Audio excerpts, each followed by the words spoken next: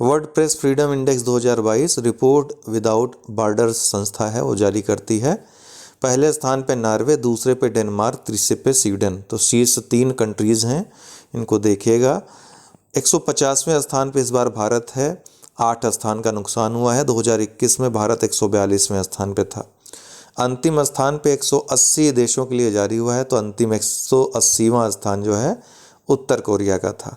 Henley passport index जो अप्रैल 2022 में जारी हुआ है, हालांकि ये वर्ष भर में 4 बार ये जारी होता है, लेकिन अप्रैल 2022 वाले में जापान और सिंगापुर पहले स्थान पे हैं, जर्मनी और दक्षिण कोरिया दूसरे स्थान पे हैं।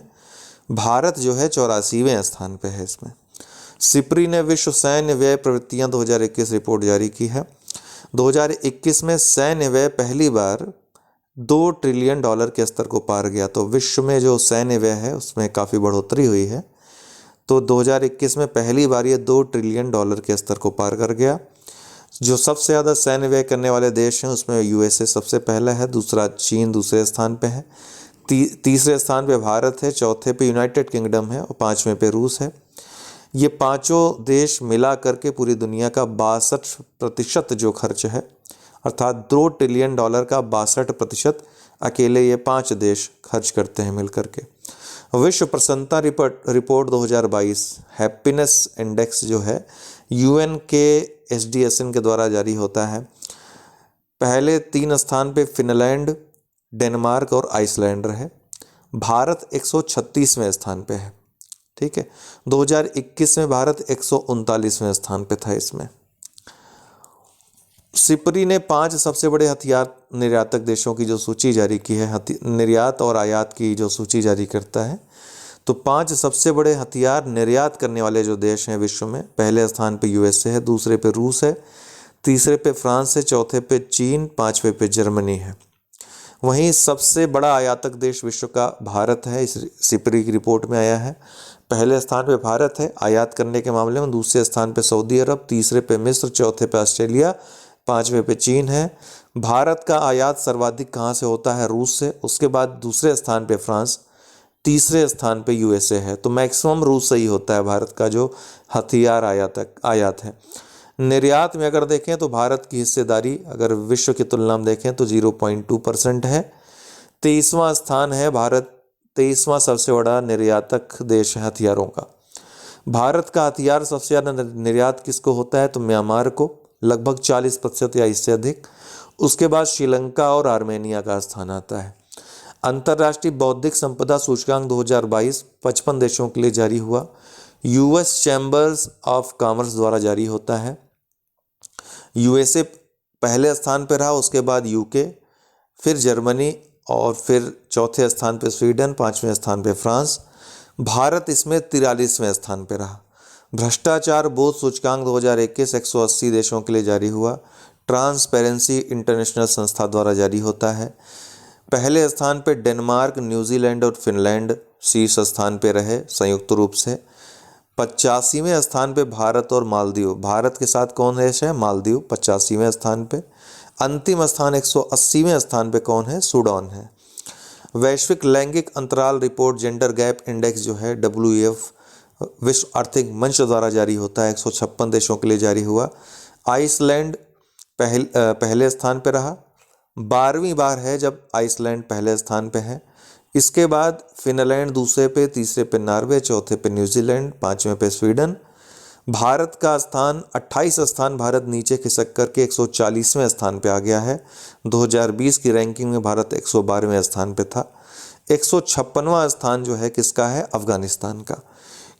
अर्थात अंतिम स्थान। QS वर्ल्ड यूनिवर्सिटी रैंकिंग 2022 जो जारी हुई है उसमें भारत की 35 संस्थाएं शामिल हैं।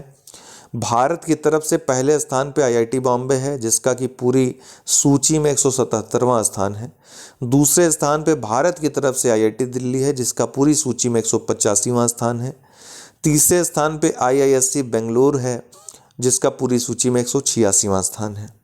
वहीं अगर टॉप के अगर 3 इंस्टीट्यूट्स देखें तो Massachusetts institute of technology MIT 10वीं बार लगातार इस सूची में टॉप पे है पूरे विश्व में।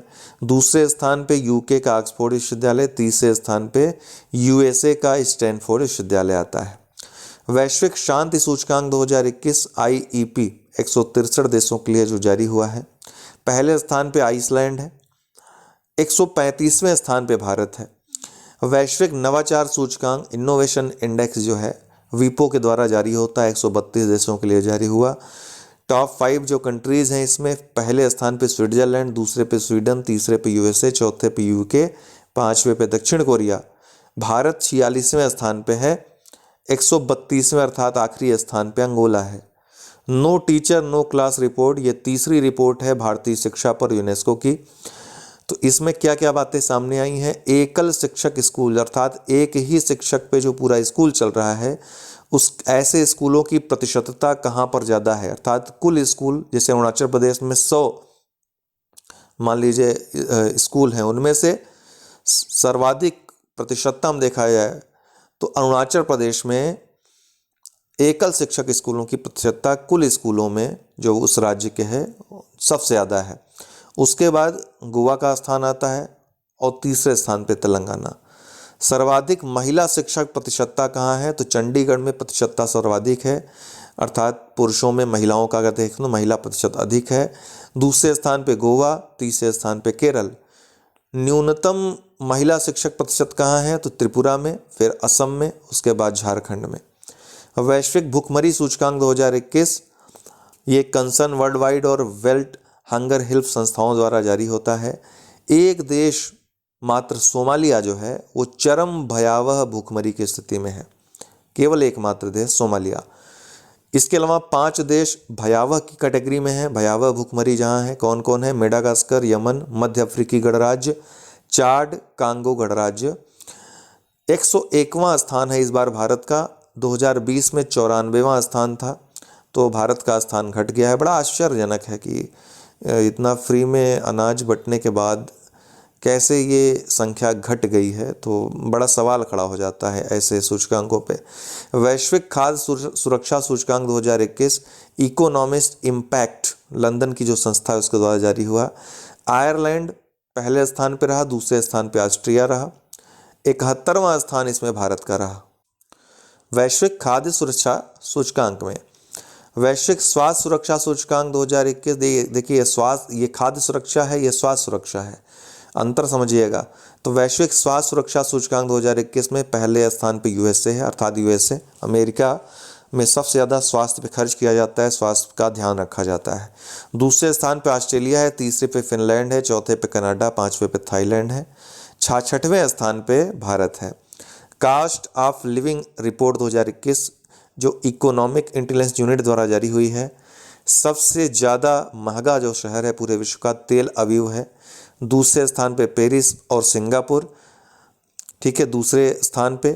तीसरे स्थान पे या चौथे स्थान पे अगर हम देशों के तो क्रम में देखें तो ज्यूरिख है, और 5वें स्थान पे हांगकांग है। सबसे सस्ता रहने योग्य शहर कौन है पूरे विश्व का? दमिश्क है।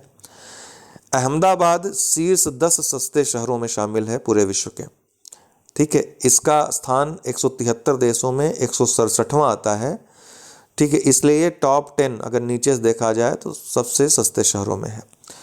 किस सूची की बात हो रही है, ध्यान रखिएगा। SDG इंडेक्स 2021 UNSDSN के द्वारा जारी हुआ है। फिनलैंड जो है पहला है इस लिस्ट में, सबसे ज़्यादा SDG इंडेक्स में जो प्राप्त करता है फिनलैंड है। 120वां स्थान भारत का है। जलवायु जोखिम सूचकांक 2021 जर्मन वाच द्वारा जारी होता है, पहले स्थान पे मोजाम्बिक है, भारत 7वें स्थान पे है। थोड़े ये पुराने हो गए सूचकांक, तो इनके पूछे जाने की संभावना कुछ कम है, लेकिन पूछे जा सकते हैं, ये महत्वपूर्ण सूचकांक हैं। जलवायु परिवर्तन प्रदर्शन सूचकांक 2022 जर्मन वाच द्वारा ये भी जारी होता है, चौथे स्थान पे डेनमार्क है, 10वें स्थान पे भारत है। ध्यातव्य है कि पहले, दूसरे, तीसरे स्थान पे किसी को नहीं रखा गया है। वैश्विक विनिर्माण जोखिम इंडेक्स 2021 पहले स्थान पे चीन है, दूसरे पे भारत है, भारत दूसरे स्थान पे है इसमें। एशिया पावर इंडेक्स 2021 पहले स्थान पे USA है, चौथे स्थान पे भारत है। ग्लोबल फायर पावर इंडेक्स 2022 तो पावर दोनों में लगा हुआ है, दोनों में USA पहले पे है, चौथे पे भारत है। वर्ल्ड गिविंग इंडेक्स 2021 पहले स्थान पे इंडोनेशिया है दान करने में, भारत का स्थान 14वां है। वैश्विक लोकतंत्र सूचकांक 2021 इकोनॉमिक इंटेलिजेंस यूनिट जारी करता है। पहले स्थान पे नॉर्वे है, भारत 46वें स्थान पे है। वैश्विक आतंकवाद सूचकांक 2022, इसमें IEP ये भी जारी करता है। अफगानिस्तान पहले स्थान पे है, दूसरे स्थान पे इराक है, तीसरे पे सोमालिया है, चौथे पे बुर्किना फासो है। भारत 12वें स्थान पे है आतंकवाद से प्रभावित देशों की सूची में। 71 देश अप्रभावित हैं, जिसमें भारत का पड़ोसी देश भूटान भी शामिल है। अन्य जो रिपोर्ट्स हैं वैश्विक भारत के बहुत महत्वपूर्ण, इनको देख लेते हैं।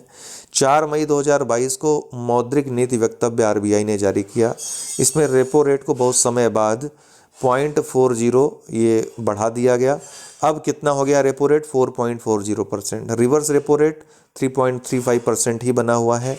बैंक दर कितना है? 4.65%। MSF दर 4.65%, CRR 4% और SLR 18%। राष्ट्रीय परिवार स्वास्थ्य सर्वेक्षण 5 की जो अंतिम रिपोर्ट है, हालांकि इसके लिए हमने एक अलग वीडियो भी दिया है, लेकिन यहाँ भी आप देख लेते हैं। पहली रिपोर्ट जो परिवार स्वास्थ्य सर्वेक्षण की थी वो 1991 में प्रकाशित हुई थी। TFR कुल प्रजनन दर जो है वो कितनी रही? राष्ट्रीय परिवार स्वास्थ्य सर्वेक्षण 5 के अनुसार 2.0 रही।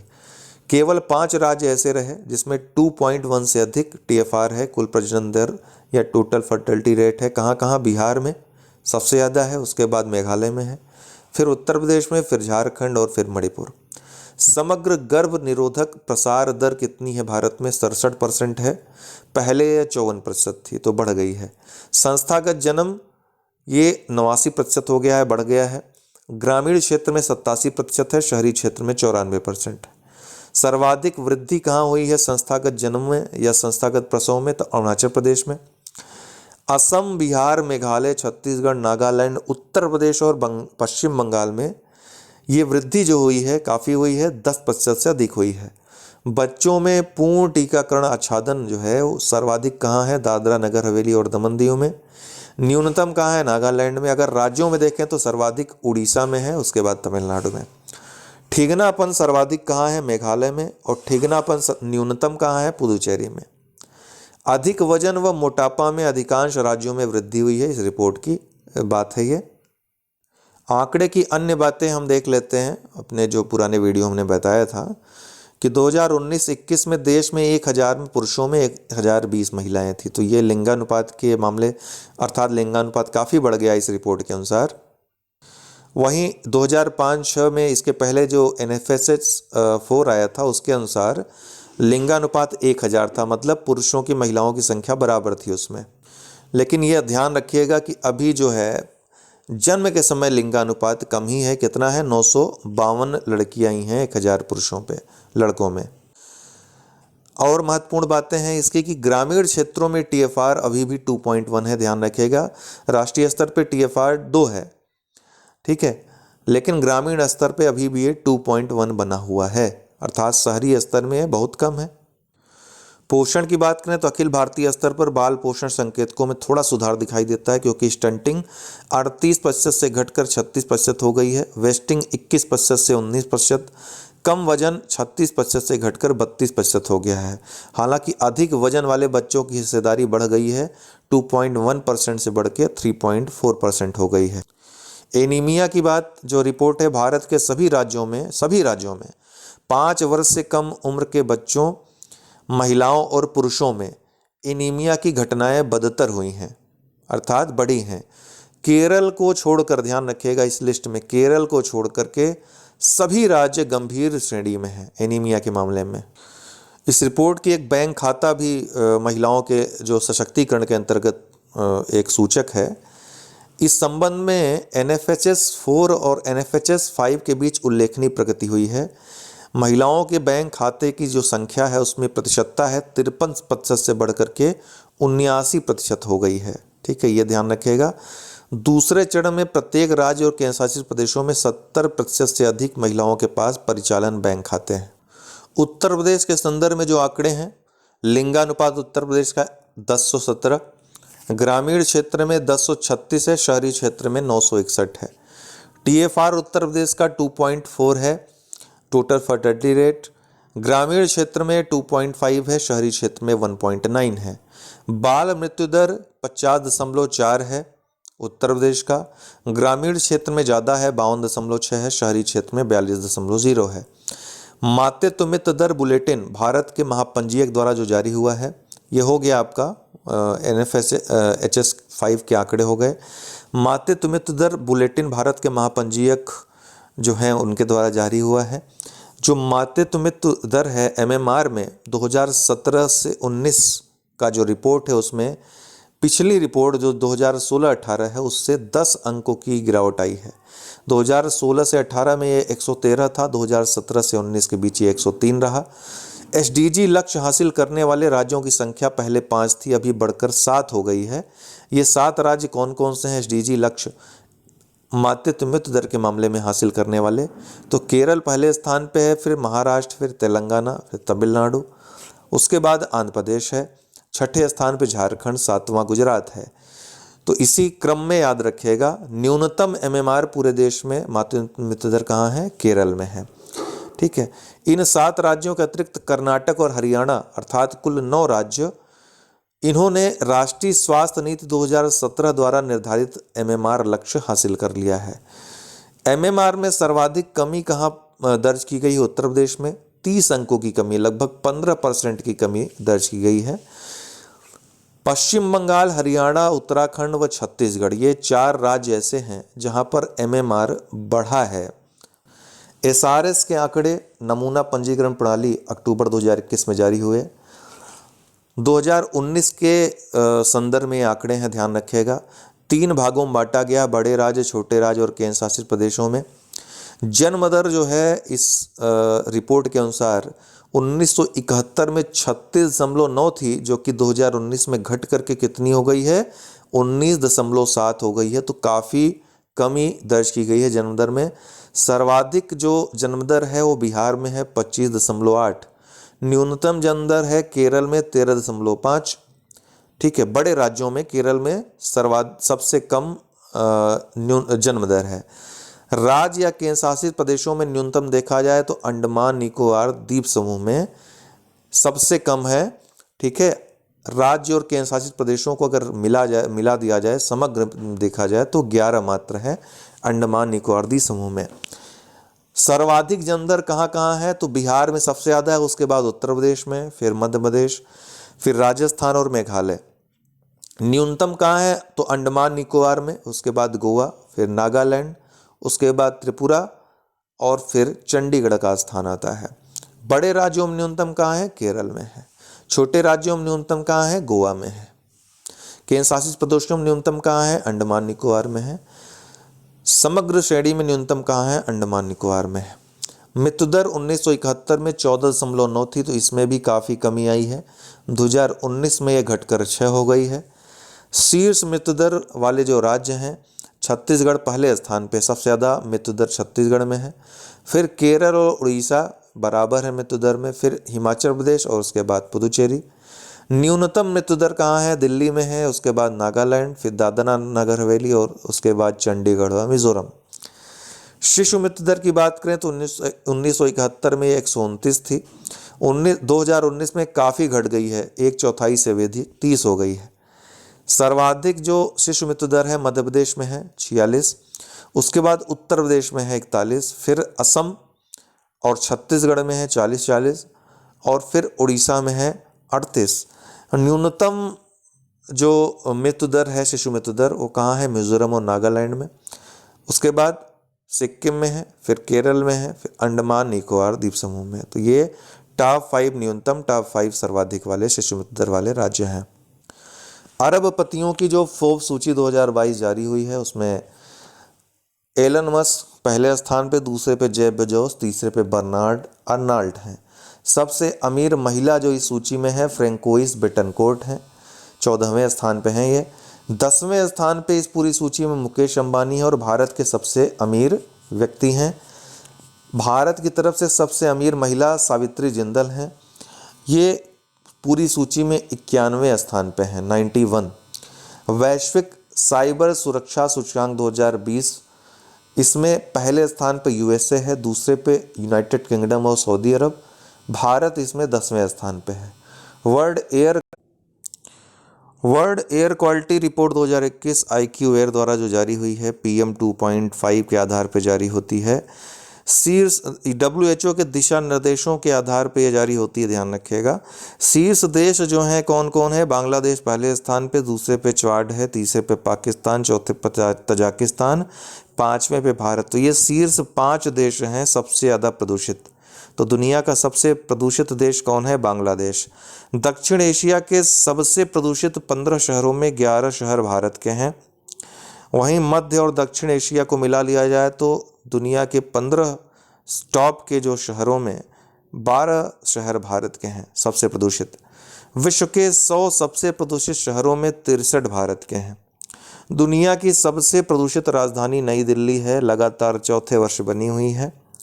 नई दिल्ली के बाद ढाका और एंजामेना है। भारत के सबसे प्रदूषित शहर कौन है? भिवाड़ी, गाजियाबाद, दिल्ली और जौनपुर। क्रमशः पहले स्थान पे भिवाड़ी, दूसरे पे गाजियाबाद, तीसरे पे दिल्ली, चौथे पे जौनपुर। दुनिया का सबसे प्रदूषित शहर कौन है? भिवाड़ी है। उसके बाद गाजियाबाद, तीसरे स्थान पे होतान, चौथे पे दिल्ली, पांचवें पे जौनपुर। इसके अलावा जो भारतीय शहर टॉप 10 में है, नोएडा 7वें पे, 10वें पे बागपत।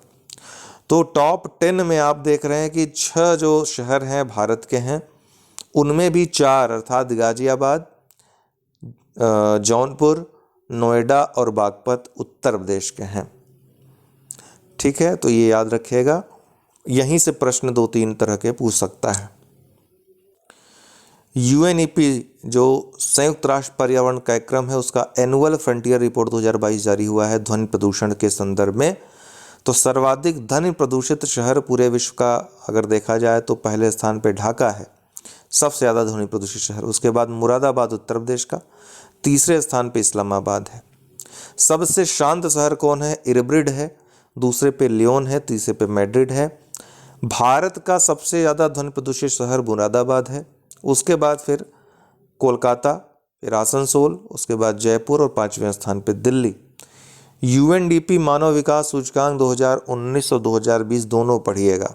2019 में भी नॉर्वे पहले स्थान पे था, 2020 में भी नॉर्वे पहले स्थान पे है, तो पहले स्थान को लेकर दिक्कत नहीं है। 2020 में दूसरे स्थान पे आयरलैंड है, तीसरे पे स्विट्जरलैंड है। 2019 में भारत की रैंकिंग 129वीं थी। 2020 वाले में मानव विकास सूचकांक HDI में भारत की रैंकिंग 131वीं है। विश्व वन स्थिति रिपोर्ट 2022 FAO द्वारा जारी होता है। बहुत सारे आंकड़े हैं, लेकिन आपके लिए ये है कि 15वां विश्व वानिकी कांग्रेस कहाँ आयोजित हुआ? दक्षिण कोरिया की राजधानी सियोल में। वन क्षेत्रफल कितना पूरे विश्व में है? तो 31% वन क्षेत्रफल है पूरे भौगोलिक क्षेत्रफल का, जो कि 4.06 बिलियन हेक्टेयर है लगभग। वनों के क्षेत्रफल में गिरावट दर्ज की गई है पिछले रिपोर्ट की तुलना में। 1990 से 2020 तक 420 मिलियन हेक्टेयर वनों का विनाश हुआ है। इस रिपोर्ट की खास बातें हैं ये। बाजार पूंजीकरण में भारत विश्व का 5वां सबसे बड़ा शेयर बाजार बन गया है। पहले स्थान पे USA है, दूसरे पे चीन है, तीसरे पे जापान है, चौथे पे हांगकांग है और 5वें पे भारत हो गया है। निर्यात तैयारी सूचकांक 2021 नीति आयोग द्वारा जारी होती है। इसमें तटीय राज्य को ग्रुप A में, भूआबद्ध राज्य को ग्रुप B में, हिमालयी राज्यों को ग्रुप C में और केंद्र शासित प्रदेशों और शहरी राज्यों को ग्रुप D में रखा गया है। समग्र श्रेणी में गुजरात पहले स्थान पे है, दूसरे पे महाराष्ट्र, तीसरे पे कर्नाटक, चौथे पे तमिलनाडु, 6वें स्थान पे भारत है और UP उत्तर प्रदेश है। भू आबद्ध अगर राज्यों में देखें तो हरियाणा पहले स्थान पे है, दूसरे स्थान पे उत्तर प्रदेश है। समग्र श्रेणी में सबसे निचले पायदान पे लक्षद्वीप है, उसके बाद अरुणाचल प्रदेश है और उसके बाद मिजोरम है। तो केंद्र शासित प्रदेशों में सबसे निचले पायदान पे लक्षद्वीप है, तो वहीं जो हिमालयी राज्य हैं उनमें सबसे निचले पायदान पे अरुणाचल प्रदेश है। ठीक है। Global startup ecosystem index 2021 startup blink के द्वारा जारी हुआ है। इसमें पहले स्थान पे USA, दूसरे पे UK, तीसरे पे इजराइल, चौथे पे कनाडा, 5वें पे जर्मनी है।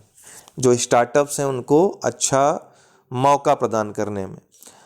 शहरों में देखें तो सैन फ्रांसिस्को बे, यूएसए का, दूसरे पे न्यूयॉर्क यूएसए का, तीसरे पे बीजिंग चाइना का। ये टॉप 3 शहर हैं स्टार्टअप इकोसिस्टम प्रदान करने वाले।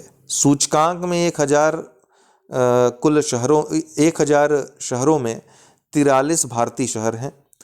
टॉप 10 में बेंगलुरु है एकमात्र भारतीय शहर। वहीं नई दिल्ली 14वें और मुंबई 20वें स्थान पे है। तो टॉप 20 में 3 भारतीय शहर हैं, बेंगलुरु, नई दिल्ली और मुंबई, क्रमशः 10वें, 14वें और 20वें स्थान पर। विश्व बैंक ने migration and development brief report जारी की है। इसमें 2021 में भारत को $89.4 बिलियन प्रेषण रेमिटेंस से प्राप्ति का अनुमान लगाया गया है। प्रेषण प्राप्तकर्ता देशों में सबसे पहले स्थान पे भारत है, सबसे ज़्यादा प्राप्तकर्ता। मैक्सिको दूसरे स्थान पे, तीसरे पे चीन, चौथे पे फिलीपींस, 5वें पे मिस्र है। वर्ल्ड स्टील एसोसिएशन ने कच्चे इस्पात के उत्पादन संबंधी आंकड़े जारी किए हैं, जिसमें चीन पहले स्थान पे बरकरार है, दूसरे स्थान पे भारत बरकरार है, तीसरे पे जापान है, चौथे पे यूएसए है। लॉजिस्टिक्स सरलता पर लीड्स रिपोर्ट 2021 ये वाणिज्य मंत्रालय ने जारी की। पीयूष गोयल ने इसका 3रा संस्करण जारी किया। पहले स्थान पे गुजरात है, दूसरे पे हरियाणा, तीसरे पे पंजाब है। भारत पर्यटन सांख्यिकी 2021 ये रिपोर्ट हाल ही में जारी हुई है। इसके अनुसार वर्ष 2020 में 2.74 मिलियन विदेशी पर्यटक मात्र भारत में आए हैं। विदेशी पर्यटक, ठीक है, अगर विदेशी में अगर अंतर्राष्ट्रीय पर्यटक एनआरआई आदि को भी जोड़ लेंगे तो लगभग 6.46 मिलियन ये हो जाती है संख्या। लेकिन विदेशी पर्यटक देखें तो इनकी संख्या में 74.9% की कमी दर्ज की गई है। सबसे ज़्यादा विदेशी पर्यटक भारत में कहाँ से आए? बांग्लादेश से, उसके बाद यूएसए से। विदेशी पर्यटक कहाँ पर सबसे ज़्यादा आए? तो महाराष्ट्र में, उसके बाद तमिलनाडु, फिर उत्तर प्रदेश, फिर दिल्ली और फिर पश्चिम बंगाल। घरेलू पर्यटक अगर देखें सबसे ज़्यादा कहाँ आए तो तमिलनाडु में, फिर उत्तर प्रदेश, फिर कर्नाटक, फिर आंध्र प्रदेश, फिर Telangana. Global market outlook for solar power 2022 से 2026 के मध्य का ये अनुमान लगाया गया है आगे का, और रिपोर्ट प्रस्तुत की गई है जो ग्लोबल मार्केट जो सोलर पावर है और अन्य नवीकरणीय ऊर्जा संबंधी रिपोर्ट है। तो इसके अनुसार कुल संचालित क्षमता वर्तमान में सोलर पावर की कितनी है? पूरे विश्व में 940 गीगावाट है। पूरे विश्व में सबसे ज़्यादा जो नवीकरणीय ऊर्जा में देखा जाए तो सोलर ऊर्जा का सर्वाधिक स्थान है, उसके बाद पवन ऊर्जा या वायु ऊर्जा, फिर हाइड्रो एनर्जी, फिर बायोमास का स्थान आता है। इसी क्रम से याद रखिएगा, सौर ऊर्जा में सर्वाधिक स्थापित क्षमता चीन की है, उसके बाद यूएसए की, फिर जापान की, फिर जर्मनी और भारत, दोनों की 6% हिस्सेदारी है पूरे विश्व में सौर ऊर्जा में देखा जाए तो। हालांकि ये राष्ट्रीय रिपोर्ट सूचकांक हमने देख लिया था, लेकिन अब इसमें क्या करेंगे, संपूर्ण जितना अभी तक हमने कराया है आपको रिपोर्ट का सूचकांक का, इसमें सम्मिलित कर देंगे तो ये रिपोर्ट का पूरा महासागर हो जाएगा। तो इंडिया इस बहुत तेज़ी से देख लेंगे क्योंकि ऑलरेडी दे चुके हैं। इंडिया स्मार्ट सिटीज़ अवार्ड 2020 जो है प्रदान किया गया। उत्तर प्रदेश सर्वश्रेष्ठ राज्य रहा इसमें, दूसरे स्थान पे मध्य प्रदेश, तीसरे पे तमिलनाडु, सूरत और इंदौर सर्वश्रेष्ठ शहर रहे। स्मार्ट सिटी लीडरशिप पुरस्कार ये 2 शहरों को मिला, अहमदाबाद और वाराणसी को। सर्वश्रेष्ठ केंद्र शासित प्रदेश का चंडीगढ़ को मिला। जल पुरस्कार देहरादून और वाराणसी को मिले हैं। अर्थव्यवस्था के क्षेत्र में इंदौर पहले स्थान पे, दूसरे स्थान पे आगरा और तिरुपति को। सामाजिक पहलू के क्षेत्र में प्रथम पुरस्कार तिरुपति को, द्वितीय भुवनेश्वर को। Skoch state of governance report 2021 4 श्रेणियों में दी गई है, स्टार, परफार्मर, कैचिंग अप और अन्य। स्टार की श्रेणी में आंध्र प्रदेश लगातार दूसरी बार, दूसरे स्थान पे पश्चिम बंगाल, तीसरे पे उड़ीसा, चौथे पे गुजरात, 5वें पे महाराष्ट्र। नवाचारों पर संस्थानों की अटल रैंकिंग ARIIA ये तीसरी अटल रैंकिंग है, शिक्षा मंत्रालय द्वारा जारी हुई है। IIT मद्रास पहले स्थान पे है, दूसरे पे IIT बॉम्बे है, तीसरे पे IIT दिल्ली है। राज्य विश्वविद्यालयों या डीम्ड विश्वविद्यालयों की श्रेणी में पंजाब विश्वविद्यालय पहले स्थान पे है, दिल्ली प्रौद्योगिकी विश्वविद्यालय दूसरे स्थान पे, नेताजी सुभाष प्रौद्योगिकी विश्वविद्यालय तीसरे स्थान पे है। स्वस्थ राज्य प्रगतिशील भारत रिपोर्ट नीति आयोग द्वारा जारी होती है, चौथी रिपोर्ट है इस क्रम में, 24 संकेतकों के लिए जारी हुई है, 2019-20 के लिए है। विश्व बैंक के सहयोग से भारत सरकार के समर्थन से नीति आयोग ने रिपोर्ट जारी किया है। बड़े राज्य, छोटे राज्य, केंद्र शासित प्रदेशों में बांटा गया है। शीर्ष 5 बड़े राज्य जो हैं केरल, तमिलनाडु, तेलंगाना, आंध्र प्रदेश और महाराष्ट्र। अंतिम स्थान इस सूची में बड़े राज्यों में उत्तर प्रदेश का है, फिर बिहार है। वार्षिक वृद्धिशील प्रदर्शन उत्तर प्रदेश का पहला स्थान है वार्षिक वृद्धि में, फिर असम, फिर तेलंगाना। छोटे राज्यों में पहला स्थान मिजोरम का है, दूसरा त्रिपुरा का, तीसरा सिक्किम का, चौथा गोवा का, पांचवा मेघालय का। केंद्र शासित प्रदेशों में देखा जाए तो दमन दीव और दादरा नगर हवेली पहले स्थान पे हैं। किसमें? इस प्रगतिशील रिपोर्ट में, स्वस्थ राज्य प्रगतिशील भारत रिपोर्ट में। दूसरा सुशासन सूचकांक ये हाल ही में जारी हुआ है प्रशासनिक सुधार व लोक शिकायत विभाग के द्वारा, पहला 2019 में जारी हुआ था। समूह ए, समूह बी उत्तर पूर्वी व पहाड़ी राज्य और केंद्र शासित प्रदेशों में बांटा गया है राज्यों को। समूह बी में उत्तर प्रदेश शामिल है, ध्यान रखिएगा, और जम्मू कश्मीर को केंद्र शासित प्रदेश होते हुए भी उत्तर पूर्वी व पहाड़ी राज्यों में तरजीह दी गई है। समूह ए में गुजरात पहले स्थान पर है, समूह बी में मध्य प्रदेश ने टॉप किया है, पूर्वोत्तर व पहाड़ी राज्यों में हिमाचल प्रदेश ने टॉप किया है, केंद्र शासित प्रदेशों में दिल्ली ने टॉप किया है। समूह बी में उत्तर प्रदेश है, तो उत्तर प्रदेश का समूह बी के 8 राज्यों में 5वां स्थान है। 9वां इंडिया स्किल्स रिपोर्ट 2022 जो है अभी हाल ही में जारी हुआ है, CII, UNDP, AIO आदि संस्थाएं इसको मिलकर जारी करती हैं। पहला स्थान, ये पहला जो संस्करण जारी हुआ था 2014 में जारी हुआ था। समग्र नियोजनीयता वर्ष 2021 के 45.97 से बढ़कर की कितनी हो गई? 2022 में 46.2% हो गई है। सर्वाधिक नियोजन संभावना वाले राज्य, मतलब आप कुशल हैं तो नौकरी पा जाएंगे इस राज्य में। संभावना सबसे ज़्यादा कहाँ है? महाराष्ट्र में, उसके बाद कर्नाटक में, फिर तमिलनाडु में। उच्चतम नियोजनीयता कहाँ पर पाई जाती है परसेंटेज में? तो राज्य में देखें तो महाराष्ट्र पहले स्थान पर, फिर उत्तर प्रदेश, उसके बाद केरल, फिर पश्चिम बंगाल, फिर कर्नाटक। सर्वाधिक जो नियोजनता वाला शहर है पूरे भारत में तो पुणे है पहले स्थान पे, दूसरे पे लखनऊ है, तीसरे पे त्रिवेंद्रम, चौथे पे कोलकाता, पांचवें पे बेंगलुरु। राष्ट्रीय बहुआयामी गरीबी सूचकांक नीति आयोग द्वारा जारी हुई है। MPI जो UNDP द्वारा जारी होती है बहुआयामी गरीबी सूचकांक 2010 से जारी होती है, उसी का एक ये आप कह सकते हैं विस्तारित संस्करण है भारत के संदर्भ में नीति आयोग का। इसमें 10 सूचकांक जो MPI के हैं वो तो हैं ही संकेतक, इसके अलावा 2 और संकेतक बैंक खाता और प्रसव पूर्व देखभाल को भी शामिल किया गया है। इस आंकड़े के अनुसार भारत में 25.01% जनसंख्या बहुआयामी गरीब है। राज्यों में केरल, जबकि केंद्र शासित प्रदेशों में पुदुचेरी में सबसे कम गरीबी है बहुआयामी। राज्यों में बिहार तथा केंद्र शासित प्रदेशों में दादरा नगर हवेली में बहुआयामी गरीबी सर्वाधिक है। शीर्ष 5 बहुआयामी गरीबी वाले राज्य हैं बिहार पहले स्थान पे, दूसरे पे झारखंड, तीसरे पे उत्तर प्रदेश, चौथे पे मध्य प्रदेश, पांचवें पे मेघालय और असम। उत्तर प्रदेश की बात की जाए तो 37.79% आबादी बहुआयामी गरीबी है। स्कोर उत्तर प्रदेश का इसमें 0.18 है। ग्रामीण गरीबों की संख्या 44.32% है। शहरी गरीबों की संख्या 18.07% है। सर्वाधिक जो बहुआयामी गरीब हैं श्रावस्ती में है, उसके बाद बहराइच में, उसके बाद बलरामपुर में। न्यूनतम जो गरीब हैं बहुआयामी लखनऊ में, उसके बाद कानपुर नगर में, उसके बाद नोएडा में। तो सर्वाधिक और न्यूनतम उत्तर प्रदेश के संदर्भ में देखिएगा।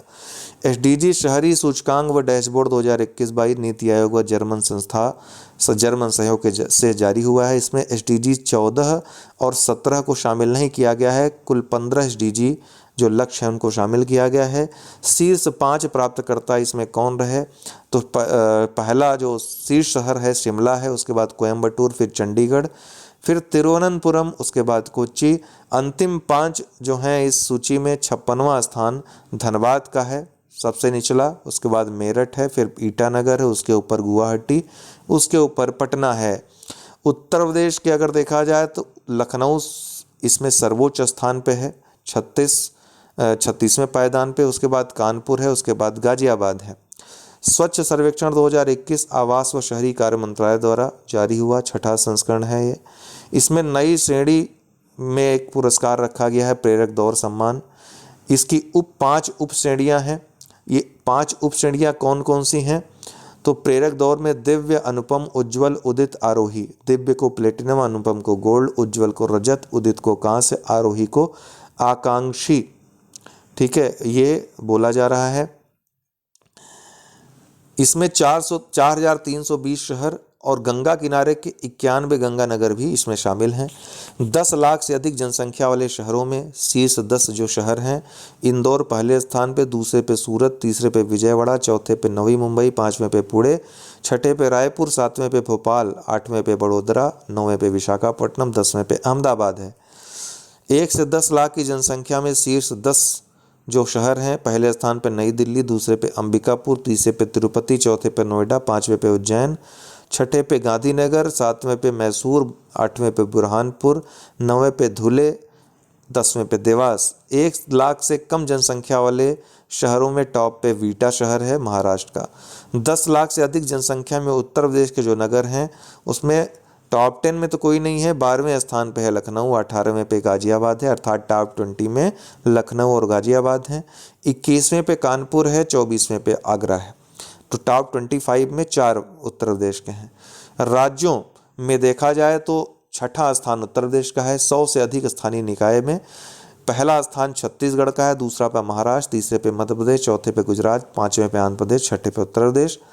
100 से कम स्थानीय निकायों वाले छोटे राज्यों में देखें तो झारखंड पहले स्थान पे, दूसरे पे हरियाणा, तीसरे पे गोवा, चौथे पे उत्तराखंड, पाँचवें पे हिमाचल प्रदेश है।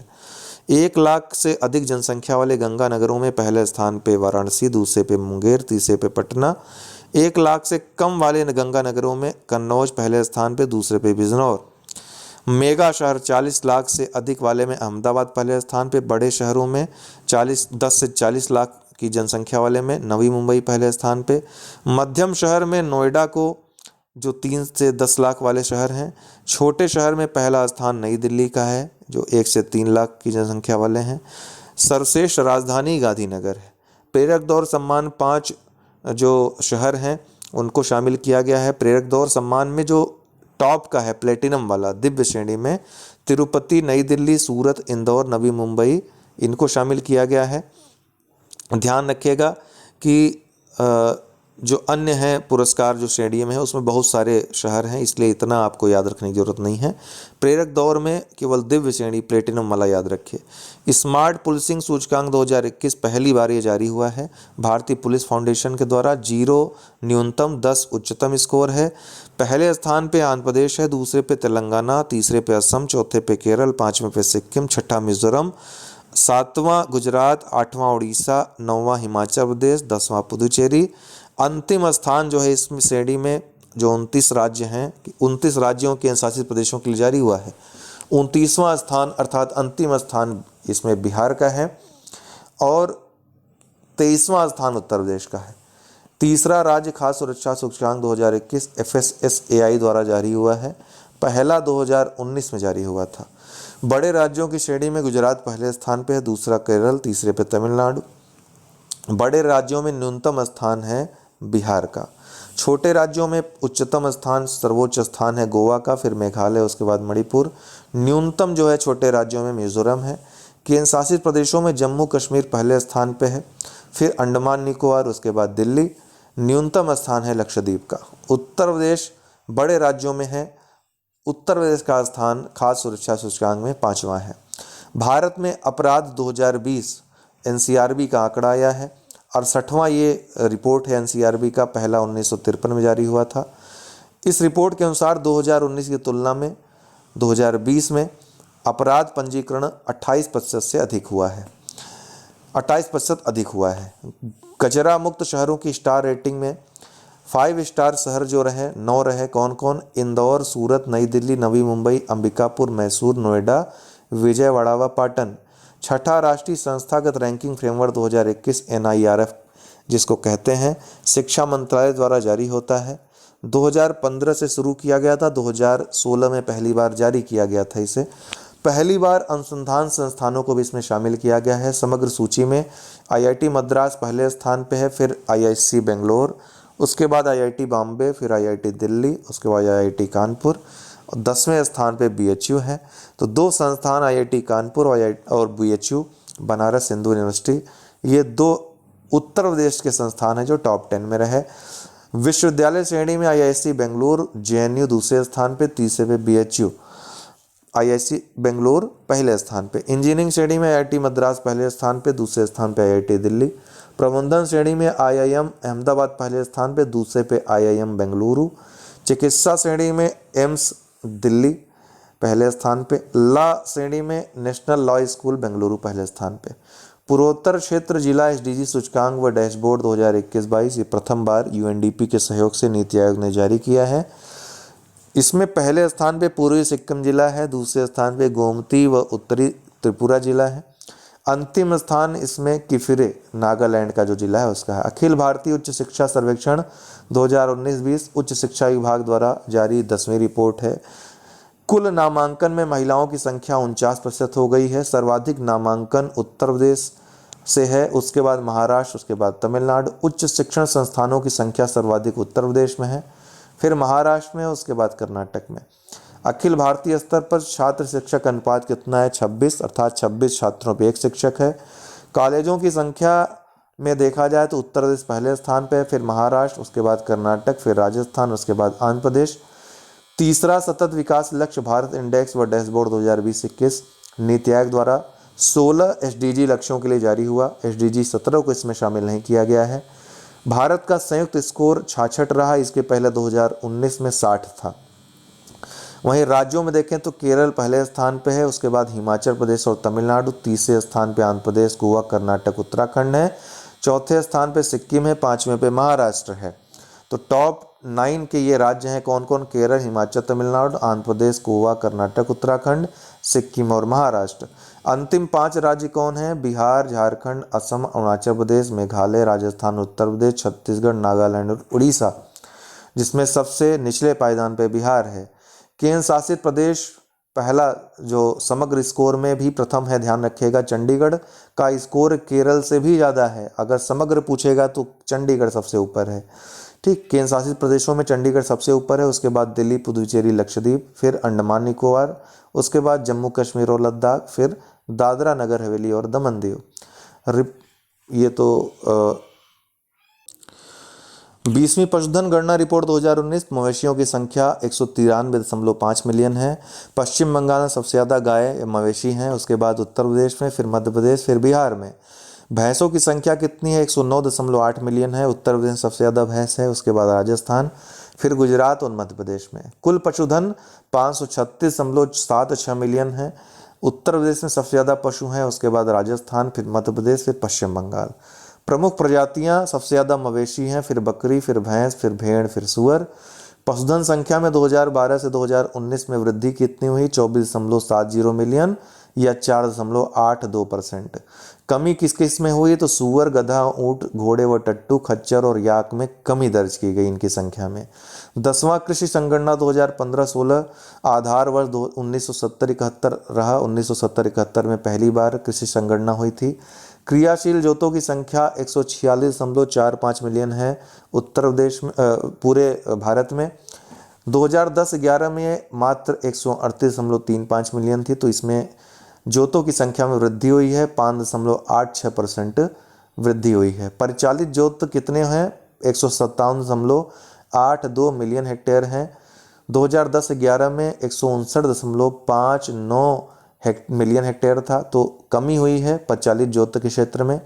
क्रियाशील जोतों का औसत आकार 1.08 हेक्टेयर हो गया है घट करके। 2010 में ये 1.15 हेक्टेयर था। सर्वाधिक क्रियाशील जोतों का आकार जो है नागालैंड में है 4.87 हेक्टेयर। न्यूनतम औसत आकार केरल में है 0.18 हेक्टेयर। उत्तर प्रदेश में औसत आकार कितना है? 0.73 हेक्टेयर। क्रियाशील जोतों में वृहद जोत अर्थात 10 हेक्टेयर या अधिक का हिस्सा 0.57% है। मध्यम का अर्थात 4 से 10 हेक्टेयर वालों का और अर्ध मध्यम का अर्थात 2 से 4 हेक्टेयर वालों का जो जोत हैं उनका हिस्सा 13.35% है। वहीं लघु जोत अर्थात 1 से 2 हेक्टेयर और सीमांत जोत अर्थात 1 हेक्टेयर से कम जो है अर्थात लघु और सीमांत का हिस्सा 86.08% है। सर्वाधिक क्रियाशील जोतों की संख्या उत्तर प्रदेश में सर्वाधिक है 23.82 मिलियन। दूसरे स्थान पे बिहार, तीसरे पे महाराष्ट्र, चौथे पे मध्य प्रदेश, पांचवें पे कर्नाटक है। 2010 से 15 के बीच सर्वाधिक वृद्धि कहाँ पर हुई है जोतों की संख्या में? तो मध्य प्रदेश में, उसके बाद आंध्र प्रदेश में, फिर महाराष्ट्र में। परिचालन क्षेत्र में राज्यों की हिस्सेदारी अगर देखें तो राजस्थान में परिचालन क्षेत्रों में हिस्सेदारी सबसे ज़्यादा है, 20.87% हिस्सेदारी है प्रजनन क्षेत्र में। महाराष्ट्र दूसरे स्थान पे आता है, फिर उत्तर प्रदेश आता है। उत्तर प्रदेश के संदर्भ में देखें तो वृहत जोत 1.97% है, मध्यम 11.89 और अर्ध मध्यम 20.40% है, अर्थात मध्यम और अर्ध मध्यम कितना है 32.29%। लघु और सीमांत जो उत्तर प्रदेश में कितना है 65.74% है, जिसमें लघु 23.92 और सीमांत 41.82% है। क्रियाशील जोतों की सबसे कम संख्या जो राज्यों में है, पहला सिक्किम, अर्थात सबसे कम संख्या क्रियाशील जोतों की सिक्किम में है, उसके बाद गोवा में। केंद्र शासित प्रदेशों में देखें तो न्यूनतम संख्या चंडीगढ़ में है मात्र 1, फिर दमन-दीव में है। तो क्रियाशील जोतों की सर्वाधिक संख्या समग्र रूप से देखा है चंडीगढ़ में है सबसे कम। 17वीं वन स्थिति रिपोर्ट 2021 13 जनवरी 2022 को जारी हुई। रिसोर्स एट 2 उपग्रह का प्रयोग किया गया है इसमें। भारत में गैर वन क्षेत्र सबसे ज़्यादा है, उसके बाद खुले वन क्षेत्र, फिर मध्यम वन सघन क्षेत्र, फिर अति सघन वन, उसके बाद झाड़ियाँ। परसेंटेज दिया हुआ है, पढ़ सकते हैं। कुल वनावरण कितना है भारत में 7,13,789 वर्ग किलोमीटर, जो देश के कुल भौगोलिक क्षेत्रफल का 21.71% है। वृक्षावरण कितना है 95,748 वर्ग किलोमीटर, जो कि 2.91% है कुल भौगोलिक क्षेत्रफल का। कुल वनावरण और वृक्षावरण जोड़ लें तो 8,09,537 वर्ग किलोमीटर आता है। तो देश के कुल भौगोलिक क्षेत्रफल का 24.62% है। कुल वृद्धि कितनी हुई पिछले गणना से, तो 2261 वर्ग किलोमीटर की वृद्धि हुई है, 0.28% की। वनावरण में 1540 वर्ग किलोमीटर और वृक्षावरण में 721 वर्ग किलोमीटर की वृद्धि हुई है। वनावरण में ये वृद्धि 0.22%, वहीं वृक्षावरण में ये वृद्धि 0.76% की हुई है। वनावरण में वृद्धि सर्वाधिक आंध्र प्रदेश में हुई है, फिर तेलंगाना, फिर उड़ीसा, फिर कर्नाटक, फिर झारखंड का स्थान आता है। पहाड़ी जिलों में वनावरण 40.17% है। 140 पहाड़ी जिले ऐसे हैं जहां वनावरण में कमी आई है, ये कुल कमी 0.32% है। जनजातीय जिलों में वनावरण कितना है 37.53%। उत्तर पूर्वी क्षेत्र में वनावरण कितना है 64.66% है। वनावरण में 1020 वर्ग किलोमीटर की कमी आई है उत्तर पूर्वी क्षेत्र में, अर्थात 0.60% वहाँ के क्षेत्र में कमी आई है वनावरण में। मैंग्रोव क्षेत्र भारत में 4,992 वर्ग किलोमीटर क्षेत्र में फैला हुआ है, 0.15% इसका हिस्सा है वनावरण में। वृद्धि कितनी हुई है, उड़ीसा में सबसे ज़्यादा वृद्धि हुई है, उसके बाद महाराष्ट्र में, उसके बाद कर्नाटक में। मैंग्रोव कवर सर्वाधिक कहाँ पाए जाते हैं, तो पश्चिम बंगाल में सर्वाधिक है, उसके बाद गुजरात में, फिर अंडमान निकोबार द्वीप समूह में, चौथे पे आंध्र प्रदेश, पांचवे पे महाराष्ट्र। सर्वाधिक वनावरण क्षेत्रफल वाले जो राज्य हैं, मध्य प्रदेश पहले स्थान पे, दूसरे पे अरुणाचल प्रदेश, तीसरे पे छत्तीसगढ़, चौथे पे उड़ीसा, पांचवे पे महाराष्ट्र। यहाँ मैंग्रोव वनों का थोड़ा सा मैंने गलत बोल दिया, 0.15% यह भौगोलिक क्षेत्रफल का है। ओके, सर्वाधिक वनावरण क्षेत्रफल ये मध्य प्रदेश का सर्वाधिक है, उसके बाद अरुणाचल प्रदेश, फिर छत्तीसगढ़, फिर उड़ीसा, फिर महाराष्ट्र। तो सबसे ज़्यादा वनावरण यहाँ पाए जाते हैं क्षेत्रफल की दृष्टि से। प्रतिशतता की दृष्टि से अगर राज्यों में देखें तो मिजोरम में सर्वाधिक है, फिर अरुणाचल प्रदेश में, फिर मेघालय में, फिर मणिपुर में, फिर नागालैंड में। 3 राज्य ऐसे हैं राज्य जहाँ पे प्रतिशतता 75% से अधिक है। कौन कौन है, मेघालय, अरुणाचल प्रदेश और मिजोरम। 17 राज्यों या संघ राज्य क्षेत्रों में 33% से अधिक भौगोलिक क्षेत्र वनाच्छादित हैं। 5 राज्यों और संघ राज्य क्षेत्रों में 75% से अधिक वन क्षेत्र पाए जाते हैं। प्रतिशतता जहाँ पे 75% से अधिक है, ऐसे 5 राज्य और संघ राज्य क्षेत्र हैं। कौन कौन, लक्षद्वीप जहाँ पे सर्वाधिक है 90.33% प्रतिशतता है, फिर मिजोरम, फिर अंडमान निकोबार द्वीप समूह, उसके बाद अरुणाचल प्रदेश, फिर मेघालय। अगर समग्र श्रेणी में देखा जाए तो यही आपको मिल जाएगा, सबसे ज़्यादा लक्षद्वीप, फिर मिजोरम, फिर अंडमान निकोबार, अरुणाचल प्रदेश, फिर मेघालय। सर्वाधिक वृक्षावरण कहाँ पाया जाता है, तो क्षेत्रफल में महाराष्ट्र सर्वाधिक है, फिर राजस्थान में, मध्य प्रदेश, उसके बाद कर्नाटक, 5वां स्थान उत्तर प्रदेश का है। प्रतिशतता में देखा जाए तो सर्वाधिक वृक्षारोपण प्रतिशत चंडीगढ़ में है, फिर दिल्ली में, उसके बाद केरल, फिर गोवा में। वनावरण में कमी वाले शीर्ष राज्य कौन है? तो अरुणाचल प्रदेश में सर्वाधिक कमी हुई, फिर मणिपुर, उसके बाद नागालैंड। अति सघन वन सर्वाधिक अरुणाचल प्रदेश में है, मध्यम सघन वन सर्वाधिक मध्य प्रदेश में है, खुले वन भी सर्वाधिक मध्य प्रदेश में है। टाइगर रिजर्व वन क्षेत्र कितना है? 7.8% है। टाइगर रिजर्व के क्षेत्रफल का ये 74.5% है। तो टाइगर रिजर्व वन क्षेत्र ये कितना पाया जाता है भौगोलिक क्षेत्रफल का? 7.8%। सबसे बड़ा टाइगर रिजर्व जो वन क्षेत्र है क्षेत्रफल की दृष्टि से नागार्जुन सागर श्रीशैलम आंध्र प्रदेश का सबसे बड़ा है। उसके बाद प्रतिशतता की दृष्टि से देखा जाए तो पक्के जो टाइगर रिजर्व है अरुणाचल प्रदेश में, वहाँ सबसे बड़ा वन क्षेत्र टाइगर रिजर्व का पाया जाता है। उत्तर प्रदेश की बात करें तो वनावरण 6.15% है, वृक्षावरण 3.08% है। कुल वनावरण और वृक्षावरण उत्तर प्रदेश में 9.23% है। ठीक है, अगर हम क्षेत्रफल में देखें तो 14,817.89 वर्ग किलोमीटर वनावरण है, 7,421 वर्ग किलोमीटर वृक्षावरण है, और अगर कुल मिला लें तो 22,238.89 वर्ग किलोमीटर वनावरण और वृक्षावरण मिलाकर कुल क्षेत्रफल है। वृद्धि अगर देखें तो कुल 91.24 वर्ग किलोमीटर की वृद्धि वनावरण और वृक्षावरण में हुई है। वनावरण में वृद्धि 12.24 वर्ग किलोमीटर की हुई है, वृक्षावरण में वृद्धि 79 वर्ग किलोमीटर की हुई है। सर्वाधिक वनावरण वाले क्षेत्रफल वाले जो जिले हैं उत्तर प्रदेश के, सोनभद्र सबसे ज़्यादा, फिर लखीमपुर खीरी, उसके बाद मिर्ज़ापुर, फिर पीलीभीत, फिर चित्रकूट। प्रतिशतता में भी सोनभद्र सबसे ज़्यादा है, फिर चंदौली है, उसके बाद चित्रकूट, फिर पीलीभीत, उसके बाद श्रावस्ती। न्यूनतम वन क्षेत्रफल वाले जो जिले हैं उत्तर प्रदेश के, संत रविदास नगर पहले स्थान पे है अर्थात भदोही, फिर मऊ, फिर मैनपुरी, फिर संत कबीर नगर, 5वें स्थान पे देवरिया है। न्यूनतम प्रतिशत अगर देखें तो पहले स्थान पे प्रतिशतता में भी संत रविदास नगर या भदोही ही है, दूसरे पे मैनपुरी, तीसरे पे देवरिया, चौथे पे बदायूं, 5वें पे मऊ है। स्क्रब क्षेत्र, झाड़ी क्षेत्र कितना है उत्तर प्रदेश में? 0.23% अर्थात 563.38 वर्ग किलोमीटर। अति सघन वन क्षेत्र 1.09% है, फिर मध्यम सघन 1.67% है, खुला वन 3.39% है, झाड़ियाँ 0.23% है। तो उत्तर प्रदेश में सर्वाधिक वन क्षेत्रफल किसका है? खुला वन क्षेत्रों का, फिर मध्यम सघन का, फिर अति सघन का, उसके बाद झाड़ी। कितनी वृद्धि हुई है वन क्षेत्रफल में? तो 12.24 वर्ग किलोमीटर ऊपर देख लिया हमने। वनावरण में सर्वाधिक वृद्धि कहाँ हुई है? सहारनपुर में। वनावरण में सर्वाधिक कमी कहाँ हुई है? सोनभद्र में। सर्वाधिक अति सघन वन खीरी में पाए जाते हैं, सर्वाधिक खुले वन या मध्यम सघन वन सोनभद्र में, और सर्वाधिक झाड़ियाँ आगरा में पाई जाती हैं। उत्तर प्रदेश की दृष्टि से देख रहे हैं हम। सेठ व चैंपियन वर्गीकरण के अनुसार उत्तर प्रदेश में 29 प्रकार के वन हैं, जिनमें सर्वाधिक हिस्सा जो है उत्तरी शुष्क में स्थित पर्णपाती वन का है।